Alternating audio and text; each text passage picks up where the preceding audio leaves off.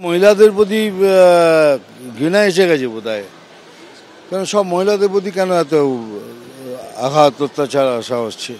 এর থেকে বোঝা যায় যে total system of law is, শাসন একদম ভেঙে পড়েছে, টুকরো হয়ে গেছে। There is nothing, even I don't think she can do anything about it, it's gone beyond our hand. কেন এরকম হতে পারে না? যদি হয় তাহলে বুঝবো কে ভাই you have no respect for women anymore. When there is law, there has to be a punishment. Simple logic. The law রেখেছেন কেন? অপরাধীকে ধরুন, শাস্তি দিন, everything will stop immediately. কয়েকদিন আগের ঘটনা হাওড়ার উলুবেড়িয়ায়, যেখানে সরকারি হাসপাতালে একজন মহিলা জুনিয়র চিকিৎসককে কর্মরত অবস্থায় মারধর করা হয় এবং ধর্ষণের হুমকি দেওয়ার অভিযোগ ওঠে। আর তারই প্রতিবাদে আজ আপনারা জানেন সকাল 9টা থেকে যারা রেসিডেন্ট চিকিৎসক রয়েছেন তারা পেন ডাউন কর্মসূচি শুরু করেছেন। সরাসরি আমাদের প্রতিনিধি ঝিলম করঞ্জাই আমাদের সঙ্গে রয়েছেন এই মুহূর্তে। ঝিলম, সকাল 9টা থেকে 5 ঘন্টা পেন ডাউন কর্মসূচি যেটা নেওয়া হয়েছিল চিকিৎসকদের পক্ষ থেকে শুরু হয়েছে।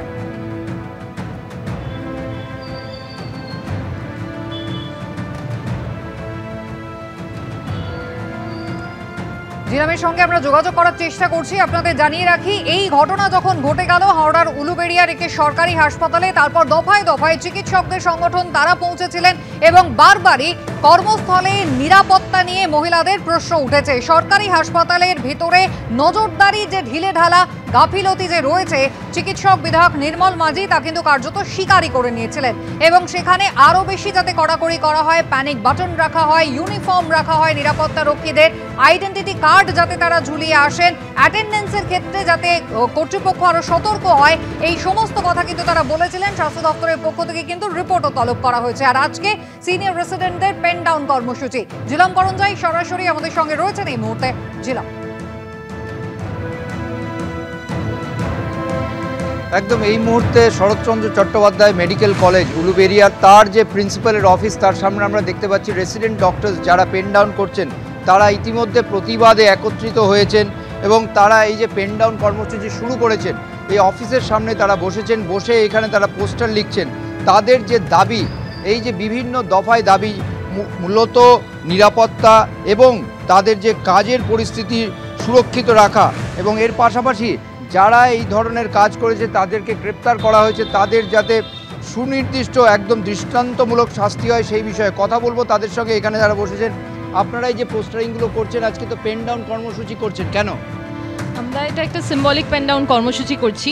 হ্যাঁ, পুলিশ প্রশাসন অত্যন্ত তৎপরভাবে একদম ফাস্ট অ্যারেস্ট করেছেন এবং আমাদের অ্যাডমিনিস্ট্রেশন থেকেও আমরা যথাসম্ভব তারা আমাদের সাপোর্টে রয়েছেন। কিন্তু এই সিম্বলিক প্রোটেস্টটা এই জন্য আমাদের করা, কারণ এই এত অভয়া ইনসিডেন্টের 14 মাস বাদেও এত রকমের সিকিউরিটি মেজার্স নেওয়ার পরেও এতটা বড় যে একটা সিকিউরিটি ল্যাপস হলো, এটা একটা সিস্টেমিক ফেলিয়ার বলে আমাদের ধারণা হচ্ছে, মনে হচ্ছে, এবং আমরা অত্যন্ত আনসেফ ফিল করছি এখানে কাজ করতে। এই জন্য এটা একটা সামাজিক বার্তা, এটা একটা আমাদের যারা পেশেন্ট তাদের কাছে বার্তা যে আপনারাও আমাদের সাথে দাঁড়ান। একটা ঘটনা যখন হয়, যিনি অন্যায় করছেন তিনি তো করছেনই, তার তো মাথায় তাদের তো ঘৃণ্য মনস্ক মানুষজন তারা, কিন্তু যারা পাশে আছেন তারাও আমাদের পাশে দাঁড়ান, এসে এইটার আগেনস্টে প্রোটেস্ট করুন, এটাই আমাদের তাদের কাছে বার্তা। এবং আমাদের নিজেদের সাইড থেকে উলুবেড়িয়া এখন গ্রাউন্ড জিরো। আমরা মনে করি আমাদের এই সিচুয়েশনে একজনের ওপর হামলা মানে সবার ওপর হামলা। আমরা একত্রিত হয়ে এই লড়াইটা শুরু করেছিলাম এবং এই লড়াইটা কন্টিনিউ করব যতদিন না আমরা যা চাইছি, আমরা যে সুরক্ষা চাইছি, আমরা যে অধিকারগুলো চাইছি সেগুলো আমাদের হয়।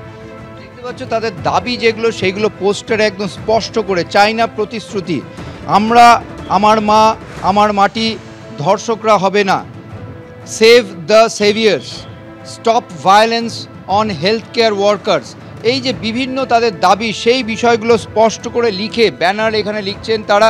এবং এইটা হচ্ছে কোথায়? ঠিক আউটডোরের পাশে এবং প্রিন্সিপালের অফিসের সামনে। আমরা যেটা জানতে পারছি, এখন অবধি কলেজে প্রিন্সিপাল আসেননি, অধ্যক্ষও আসেননি, উপাধ্যক্ষও আসেননি ভারপ্রাপ্ত, এবং তারই মধ্যে তারা যে এই প্রতিবাদ করছেন সেই প্রতিবাদের কর্মসূচি তারা চালিয়ে যাচ্ছেন। কথা বলবো আরেকজনের সঙ্গে।